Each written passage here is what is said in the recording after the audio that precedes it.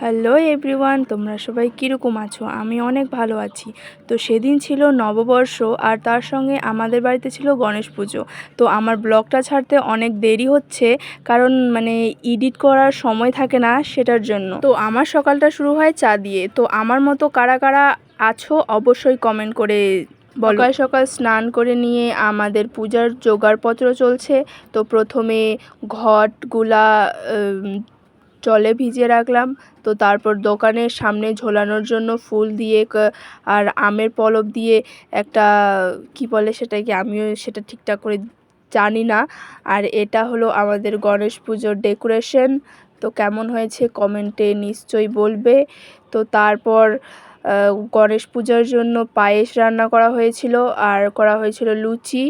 তো তারপর আমরা দোকানের সামনে সেই আমের পল্লব আর ফুল দিয়ে তৈরি করা সেটা দিয়ে দিলাম। তো তারপর ডেকোরেশনের মধ্যে আমরা কদম ফুলটা লাগাতেই ভুলে গেছিলাম, তো সেটা দিয়ে দিলাম। তো আমার দুষ্টু মিষ্টি ভাই বোনগুলো খেলা করছিল। তো তারপর আমি পূজার জন্য চন্দনটা কুটে নিলাম। তারপর এখানে আবারও পূজার জোগাড়পত্র চলছিল। তো তারপর আমি এখানে একটু স্টাইল মারছিলাম। স্টাইল মারার পর আবারও চলে গিয়েছিলাম পুজোর কাজ করতে। তারপরে ঘরের মধ্যে ভালো করে সিঁদুর দিয়ে পান, সুপারি, আমের পল্লব, তারপরে একটা ফল দিয়ে দোকানের সামনে রাখার জন্য সেটা তৈরি করে নিচ্ছিলাম। তারপরে অনেক রকমের ফুল তুলে আনা হয়েছিল সেদিন, আর অনেক রকমের ফুল দেখতে কিন্তু অনেক সুন্দর লাগছিল।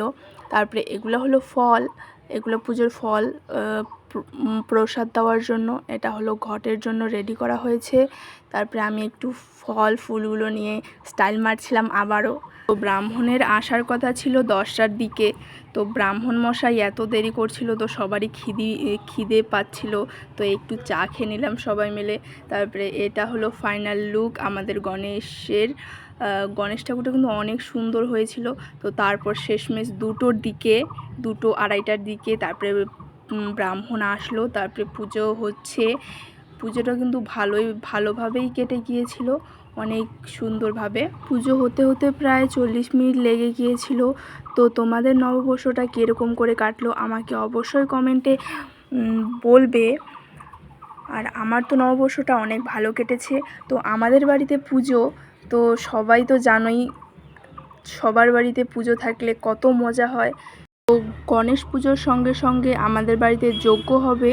তো যজ্ঞর সেখানে রেডি করা হচ্ছে অনেকগুলো অনেক রকমের কাঠ দিয়ে, বা খড়ি বলে, আমরা তো খড়ি বলি, তোমরা কি বলো অবশ্যই কমেন্টে বলবে। তো অনেক রকমের কি দিচ্ছে আমি সেটা জানি না। তো তারপর এখানে আগুন ধরানো হলো, অর্থাৎ যজ্ঞ শুরু করানো হলো। তো আমরা সেখানে যজ্ঞতে অঞ্জলি দিয়ে ভালো করে করার পর চন্ডামিত নিয়ে ফোঁটা নিয়ে পুজোটা শেষ হলো। যাদের যাদের দোকান রয়েছে তারা তো নিশ্চয়ই জানোই যে নববর্ষের আগের দিন কি অবস্থাটাই না হয়, কারণ দোকান পরিষ্কার করতে করতে একদম হদ্রে যাওয়ার থাকে। তো সেটা তোমরা নিশ্চয়ই জানোই যাদের দোকান রয়েছে। তো এটা হলো আমাদের দোকান, ছোট্টখাটো দোকান। তো আমাদের দোকানটা তোমাদেরকে দেখিয়ে দিলাম। তো একটু সিনেম্যাটিকভাবে একটু গণেশ ঠাকুরের ভিডিও করছিলাম। তো তারপর সেখান থেকে সব কিছু ভালো করে পরিষ্কার করার পর তো আমাদের দোকানে সেদিন প্রসাদ দেওয়া হবে বলে প্রসাদ তৈরি করানো হচ্ছে। আর এখানে তো আমার ভাই বোনেরা দেখো, একজনের দাঁতই নেই সামনে, আর একজন তো চিজ দিতেই ব্যস্ত, আর একজন তো এত লজ্জা পায়। এটা হলো এগুলো আমার ভাই আর বোন। আর এখানে চলছিল দুপুরের খাওয়া। পুজো করার পুজো হয়ে যাওয়ার পর আমাদের অনেক খিদে পেয়েছিল, তো সেখানে চলছিল লুচি করানো, আর পায়েস তো করা হয়েছিলই প্রসাদের জন্য। তো সেটা দিয়ে আমরা খাবো।